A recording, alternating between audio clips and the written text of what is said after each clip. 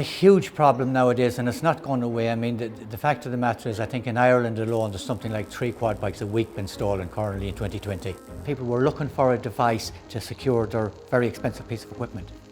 We come up with the quad lock, which is what we won the award for. This is the first time that we ever had an under 10 engineering category in the innovation arena.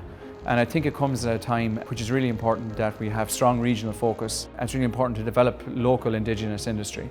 And this is where we see the support coming in here. It's a user-friendly locking device which basically is bolted to the floor with 4 high security bolts.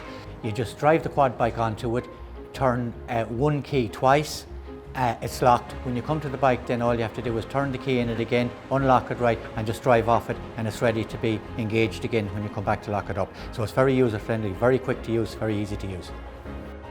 The potential is huge because if we look at the amount of quad bikes that's sold all over the world and their use in a farming scenario, in animal husbandry and ranches across the US and dairy farms across Ireland and New Zealand, we feel that this product will have a role to play on every farm.